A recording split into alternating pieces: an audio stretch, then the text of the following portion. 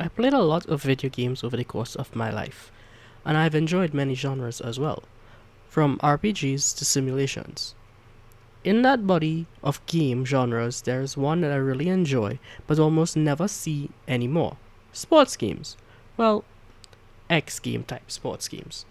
I remember having so much fun with Tony Hawk series of video games. There was one specific Tony Hawk game that I have in mind, though I can't recall it right now. It was also around this time that Jet Set Radio was released. These types of games are rare today. Though rare, there are a few games out there still keeping the spirit of Jet Set Radio and Tony Hawk games alive. Just looking at the screenshots and the demo for Neon Tail, and you instantly know what you're getting into. I am aware a lot of games now are moving towards a very cyberpunk-esque feel, as that seems to be the trend the entire industry is moving towards. Neon Tail really doesn't go deep into the cyberpunk culture as much as it feels like its own little subculture in a much larger world.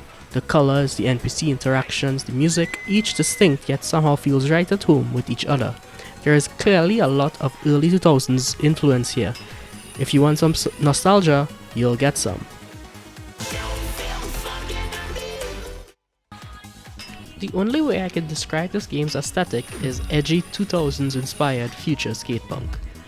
The game clearly takes several of its cues from Jet Set Radio, while ramping up on that dark but bright underworld that is common in a lot of sci-fi. I also can't explain it, but it feels eerily similar to a TV show I used to watch when I was a child, but I can't really figure out which one.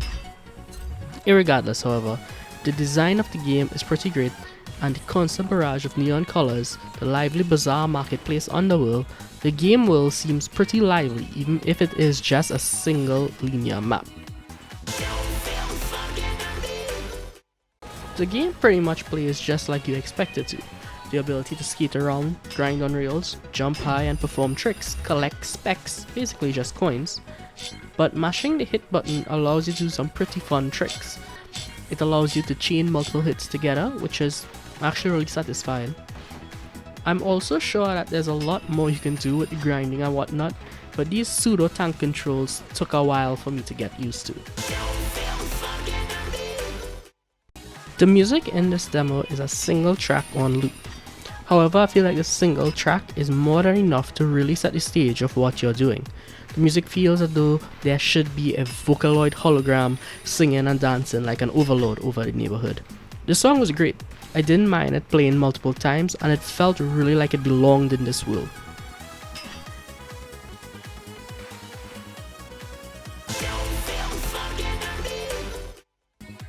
Even after all this praise though, it is important to know that this game is still in development. While playing the game, I found some issues with its camera repositioning. The pseudo tank controls also took some getting used to. It also does pose some issues with performance, but again, this is a demo. Underneath all of this though, there was a fun demo, and though I had my gripes with it, it was still a fantastic experience. The demo is free of course on itch.io, and it isn't more than 10 or 15 minutes, and it is worth some of your time, even if it is just to run around the greatly crafted world.